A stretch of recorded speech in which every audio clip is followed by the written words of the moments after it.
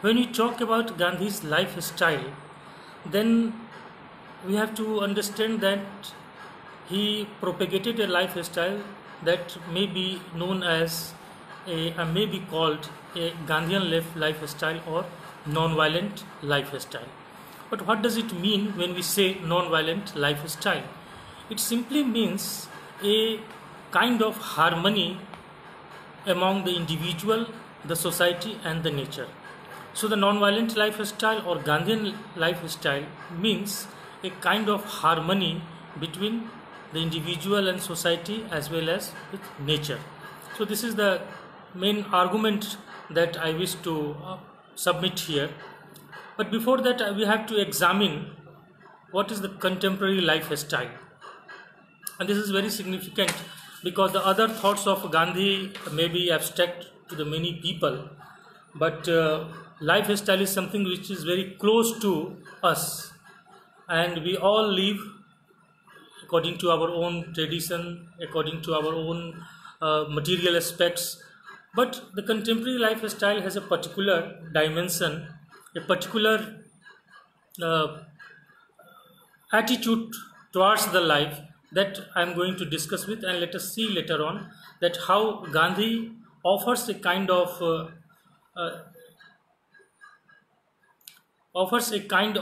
his insight to uh, face this contemporary lifestyle or challenges that has been offered by this contemporary lifestyle. So we will begin from a very humble, you know, idea of how we are living. This is a humble idea, but this is a very difficult question to the philosophers, how to live a good life.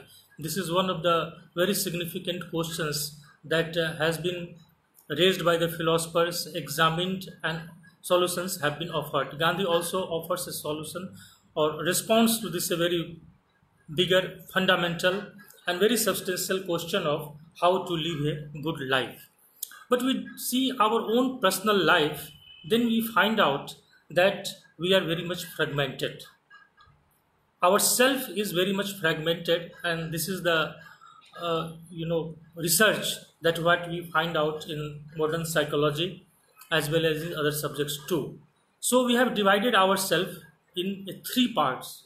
The first is the personal, second is the professional or public, and third one is very private. The two we know, that personal and public, but there is a third aspect of our life, that is personal life is a private. And after this digital life, mobile especially, the private life is also very much significant to our personal life.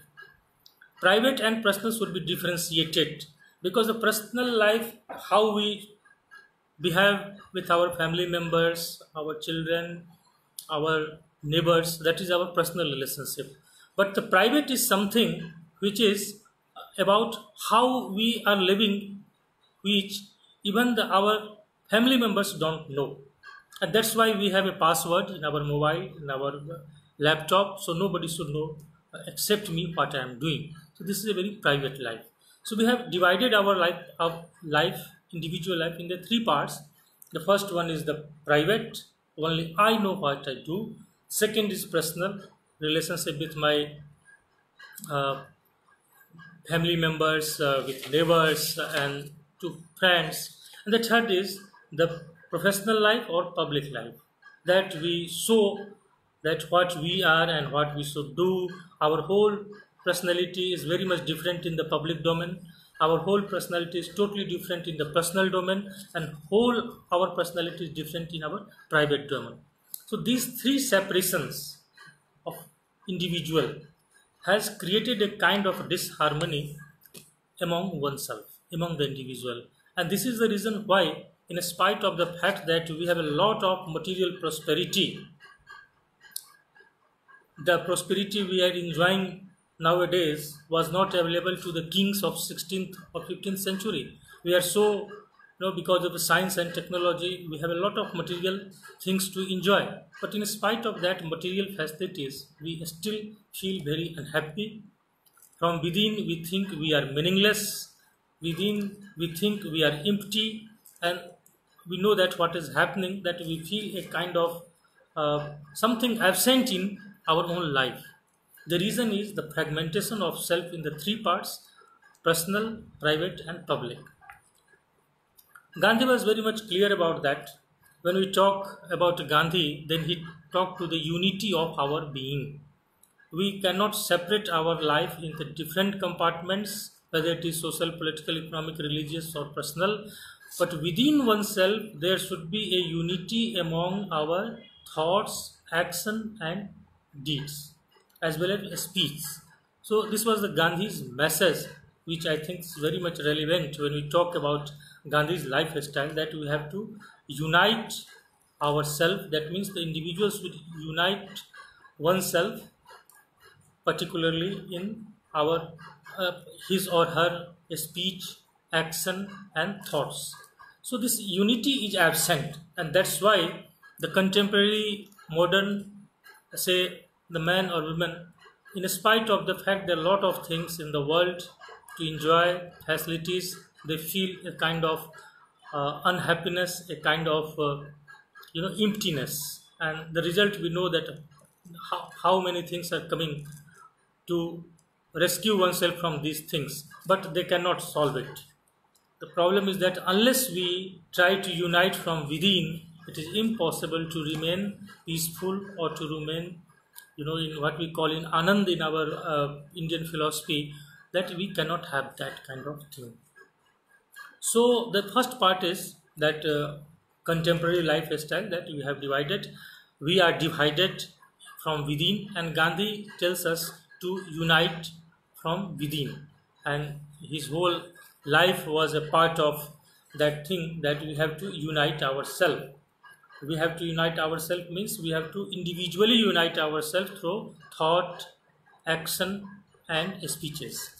Now the second part, in the sense that what Gandhi offers a very harass critique of modern civilization or contemporary civilization, is about the body focus.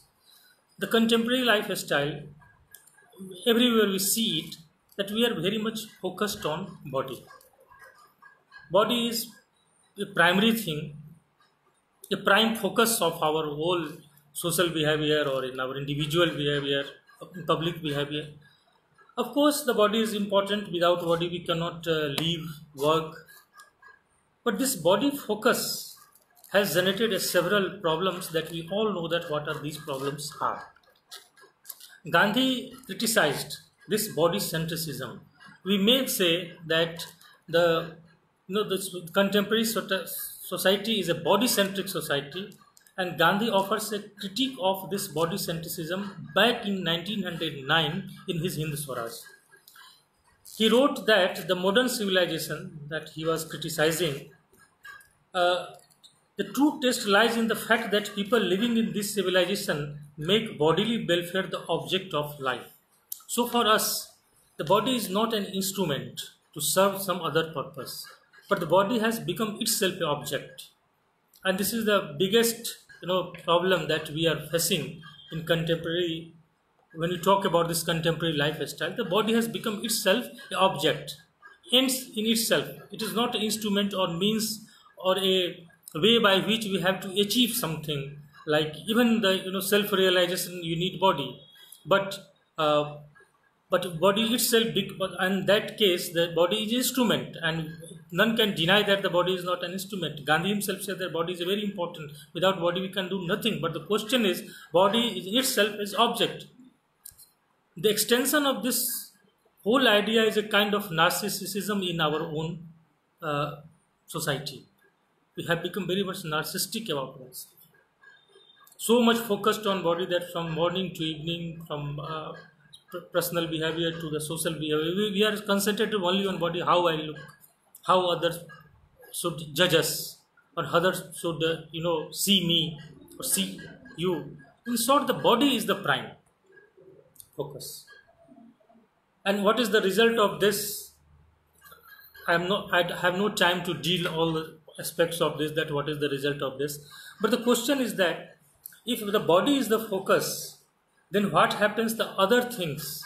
what we call aesthetic senses, or the other ethical questions, they all are interrelated to it. They are out of box. They are totally out of this whole discussion of when the body is the focus. Gandhi said because of this body centricism, this whole civilization is a disease. This is Gandhi's word. Today we talk about this, about the disease. But the Gandhi says the whole civilization, modern civilization. And when he was talking about modern civilization, he was criticizing the body centricism of this modern civilization, which has made the bodily welfare an object of life. Or you can say this materialistic civilization, a civilization in which the matter is prime significant, prime mover. And if matter is become more important, then our whole ethical dimension, our whole axiological things, our question of values becomes very different.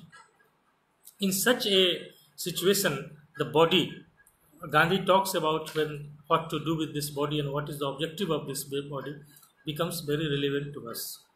The contemporary life in which the body is the center, as I have discussed you, that this creates another set of problems, the ethical questions, the axiological questions, as well as the many other social problems have been arised because of this.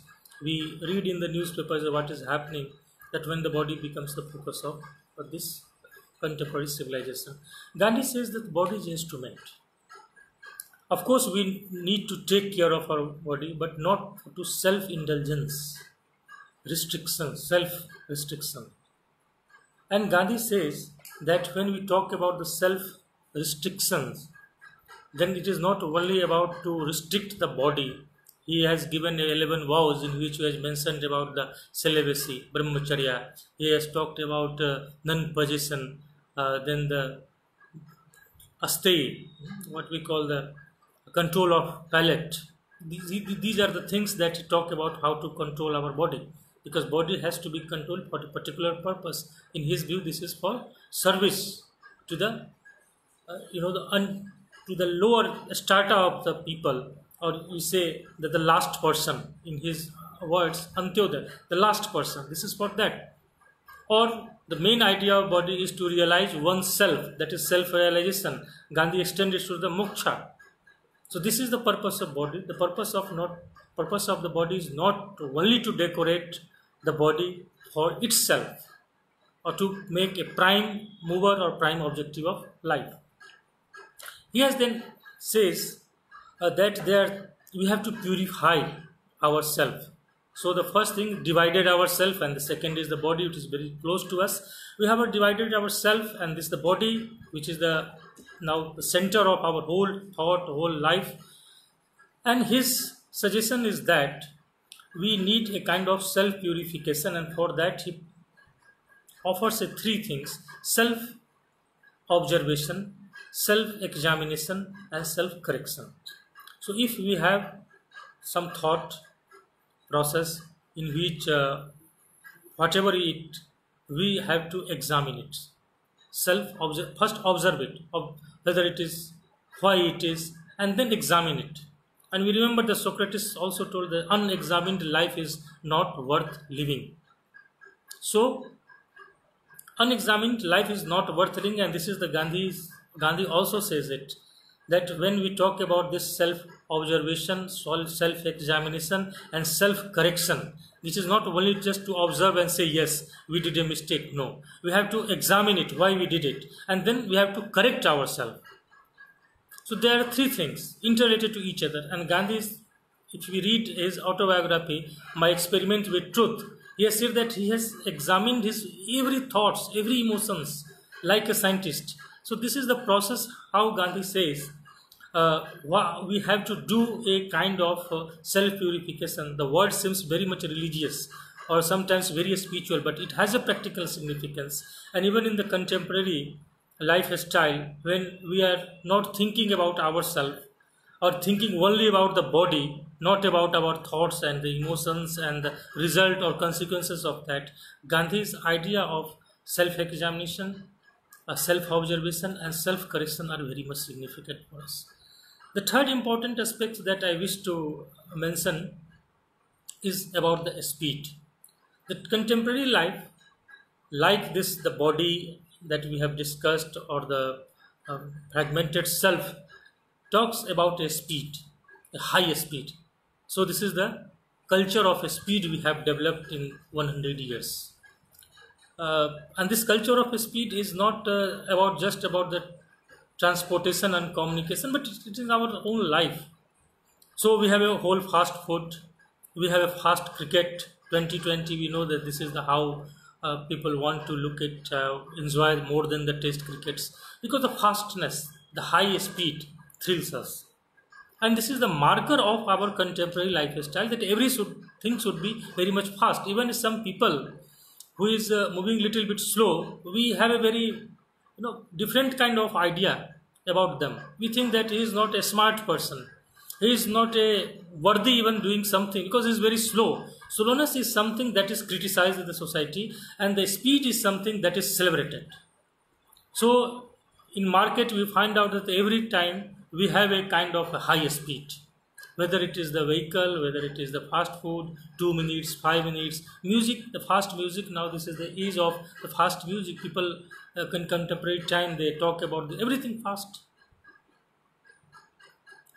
There is nothing. People don't even argue that what is going to happen and why this is, why so fast, why we should so fast in that. The fastness has another problem. The first problem is that it creates a kind of problem of security. When you limit, when you cross a particular limit of the speed, the question comes about the security, about your own security. Of course, there is a whole market about this security purpose, how to secure oneself, and that's why this society is also called as risk society. So the contemporary society has been called by the sociologist as a risk society, because this is a high speed, and high speed involves high risk.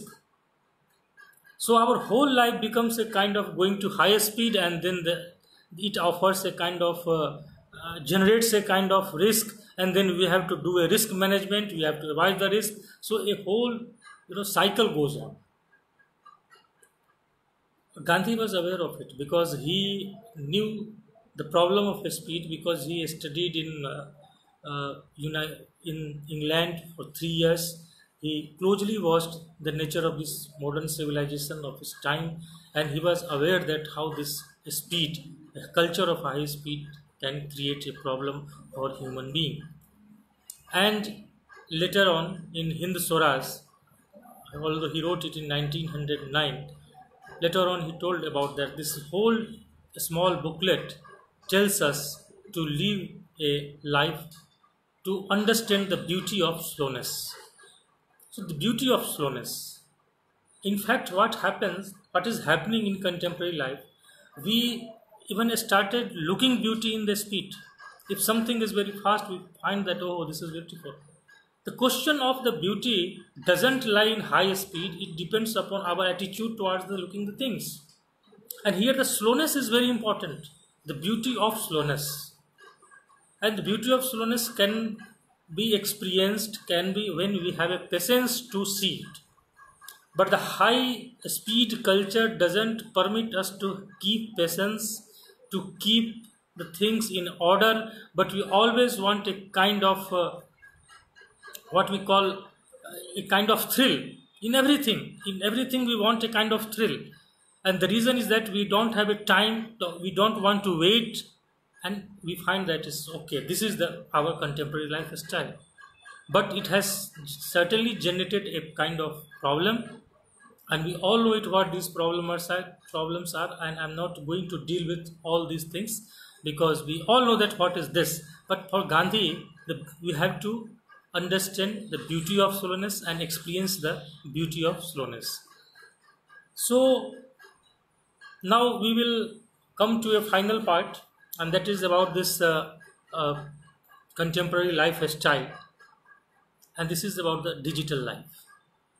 I will take little more time on it, because the digital life we celebrate, and of course we should celebrate. We are connecting with each other today because of this digital facilities, Otherwise, there's no way out that I can contact to you all through.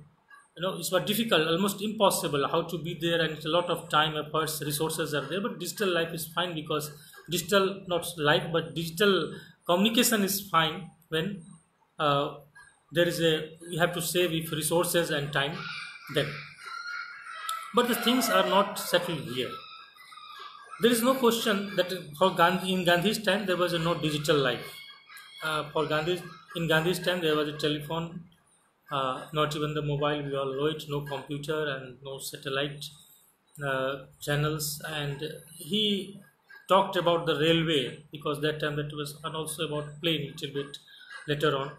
And he knows that what this, and he has predicted. If you read the chapter 5 of this Hindu Swaraj, he has predicted how the life of the people will be, and you will find out for that time this was really a kind of utopia that we are living right now in this 21st century in 2020.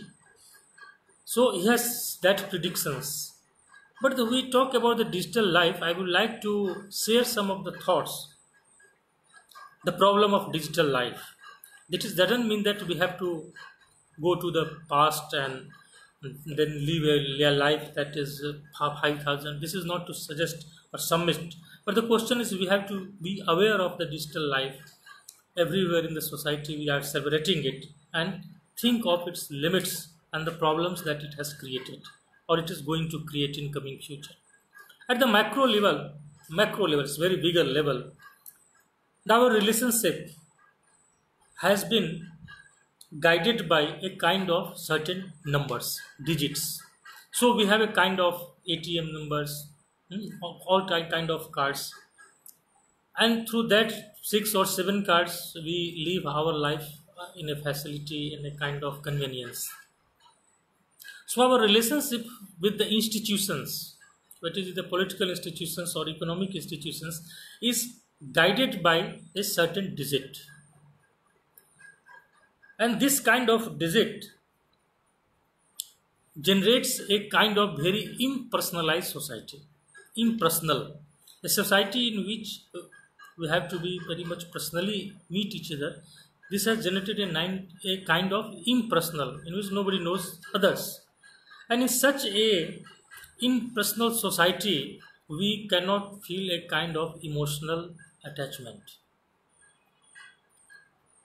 So you remember around 20 years back when you go to a bank or some other person, the bank people know you, ask how are you, what is happening. But now there's no question.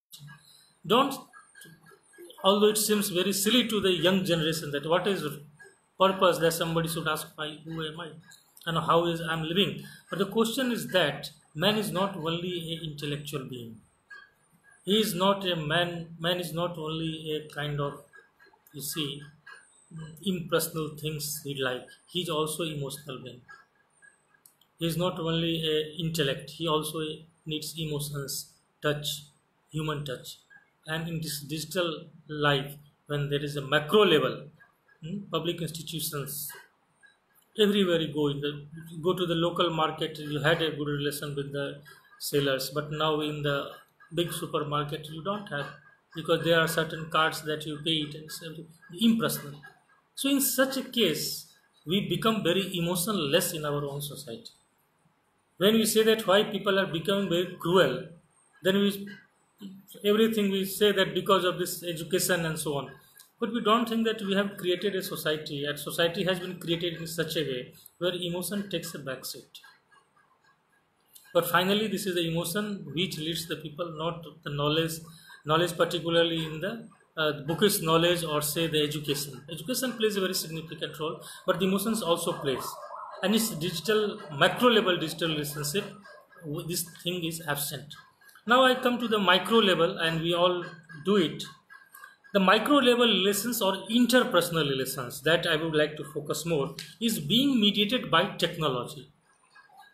So this is very important that the relationship, the personal relationship, interpersonal relationship is being mediated by technology. So what happens when it is being mediated by such a techno mediated relations which is hyped, This is not the real. This has hyped by the technology and very unreal and indirect. This kind of things happen.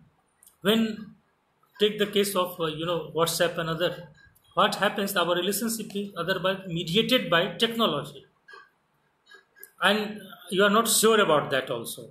So, such kind of techno mediation, the relationship mediated by technology, it transforms our relationship in hyper reality. It is not a reality, a hyper reality, and this is hyped and unreal. In such a sense, and in such a condition, it cannot become the basis of a true relationship, which is every individual wishes. We all want a very good relationship with others, true relationship, based on trust. But the question is that techno mediations creates a problem. You cannot say. This is the reason it it makes a kind of uncertainty within oneself, and that's why we have fragmented too, fragmented also, the uncertainty. Now we come to another part. The digital society also provides a kind of unrestricted data and constant, the inflow of informations. Every day it is changing. So the perpetual flow of data that we receive in this digital society and information stop our thinking to decide. This is one of the psychological aspects that I am describing before you about this, the impact or the effect of this digital society. The constant flow of the data, information, it stops our thinking to decide. And see, if we cannot decide the things, we are not in a position to say that we are the wise person or we are the even the human being. Think we are so we stop our thinking to decide, remains uncertain in everything. I have seen in my colleges that students, you ask some questions and about their life, not the book and the syllabus, but when you ask about that, they are very uncertain. I am surprised that why they are so much uncertain about the many things. Why they don't have any plan for future. It seems that initially I thought, but now if we go deeper and then analyzed and talk to them, then because they are always busy in this, this digital life, I find that this is one of the problem that the digital life created: constant flow, informations, and this is they have stopped to think. In fact, there is a philosophy of this also uncertainty, but that is very close and it looks very realistic now, which used to seem very utopian some years before this digital life. But now it seems okay, people cannot decide because the constant flow of the data, constant flow of informations. So at a macro level relationship, you have seen that this is impersonal nature of the society. The micro level is unreliable. So because the whole effect of this, the society is that this digital society is that at a macro level we are living in a very impersonal, where I don't know other don't know me. Yes, they know me through Facebook or may know me through WhatsApp, but not me. Impersonal nature of society. For certain extent, it is fine. But the question is, if I have to talk to my neighbor and this is the problem that I can contact only through this digital, then this is a bigger problem. So the impersonal nature of the society at micro level and unreliable. We can't trust on this kind of the micro level relationship and undecided. Can't decide it. So what is the meaning of being called human? Now a big question mark in the 21st century is that what is what should be called, and what is the meaning of being called being human, and where is Gandhi now? And this is the final part that I am going to discuss with you all. Gandhi, of course, used many technologies during his time. He must have permitted us to use the technology, the digital technology, and he was not against the technology but the craze of the technology. But of course, there should be some restrictions, a wiseful use of the technology, when to use or not to use. This is I have to decide. This is the you have to decide. This is the society has to decide that when and to which extent we have to use the technology, even the digital technology. When it is fine that without that we cannot go ahead, then we must do it. That, for example, we are doing it right now. I am talking to you all through this. It is okay. But even in interpersonal relationship, when the next room person is available to me and I'm talking to him, and if I can go to the market and meet with the people, and then I think that the other things would come direct to me, then this is, I think, a big problem, because we will not remain a human being but rather a big rather a part of a big machine.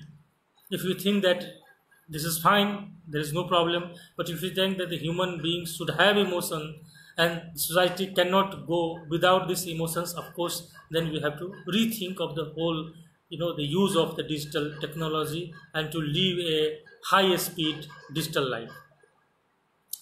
Gandhi says that human dignity, this is also the question of human dignity and freedom. Of course, the idea of human dignity and freedom is not only a political question. Of course, that is the politics talk about this human dignity and freedom, but it's also about our own being. Are we really free? This is a big question that we have to ask ourselves. Or we are always in the chain. It's not necessarily political or social or cultural or religious, but a chain of technology. We cannot get rid of it. So this is another kind of, and we need a kind of autonomy. Autonomy in the sense that we have to decide whether to use technology and to which extent I have to use it. Gandhi says they were disciplined enough, and that's why the Gandhi's idea of self-rule, Swaraj. What is the meaning of Swaraj in this digital age? And I just propose it. That self-rule doesn't mean, of course, that has a political dimension, economic dimensions, that we all know it, and this is very, everybody talks about it. But what is the meaning of self-rule or Swaraj in digital society? That we have to decide our autonomy and we have to think that what we should do, how to use a judicious way, in a very judicious way I should use the technology for our own purpose. We have to clearly demarcate what is right and wrong, take decision ourselves. No other institutions or even the administrations should decide what I should do. I have to decide. And so, and that's why we can think very clearly. Otherwise, what is happening, if we go deeper and analyze our thoughts, we find that we are not clearly thinking nowadays. We are mediated by some other sources, especially the digital sources. But to have a clear thinking, and unless we have a clear thinking, there is no point to say that I am an individual, a human being. I'm not. So if I cannot think about myself, then what is the meaning of saying that I am a free person? The freedom doesn't mean the political freedom, it also means the freedom from many things. If somebody is deciding what I have to do and not to do, then this is not a freedom. And if technology decides what I should do, not, then of course I am not a free person. So Gandhi talks about this. So think clearly what is right and wrong and differentiate between data, information and knowledge. Data are data, you cannot do that. Informations, data comes in the form and knowledge. So this is the three things: data, information, knowledge. I don't have a time to discuss all these three things, but we have to clearly demarcate. Don't confuse data with the knowledge. Data are data. And knowledge, after knowledge, we have not to stop. We have to be responsible. Gandhi says that we have to be responsible to use it. So responsibility of ourselves and come forward. Second thing, the self-rule that I have talked about that. That is very important, in particularly in a digital society. And when we talk about the notion of Swadeshi, what is the notion of Swadeshi in this digital life, the digital society? Proximity. When it is possible to meet with the neighbor, we should go there. And we share our happiness and sorrow, whatever be it. At that time, this is not a matter of just a WhatsApp message or a kind of ringing that whatever. So these are the things that is very small but very important for our life.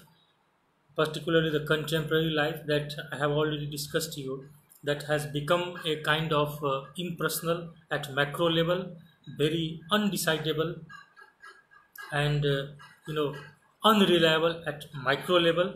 So uh, this is the things that I had to share with you all, and I have taken four important aspects of this contemporary lifestyle and tried to uh, illustrate that how Gandhi intervenes in these four things. The first was the self. We have a we the modern or contemporary individual is fragmented, and how Gandhi intervenes in that. The body, the discourse of body, body centricism, how Gandhi intervenes in that. The speed, the culture of speed, high speed, how Gandhi intervenes in that. And the digital society, how Gandhi intervenes in that. Life is ours, so we have to decide ourselves how what we have to do it. So thank you very much for giving me an opportunity to share my thoughts. I again uh, very much grateful that you have given me a kind of freedom to choose this subject. uh, Very unconventional, you all know it, and so Gandhi could be seen from this perspective, and his insights can be useful for all of us.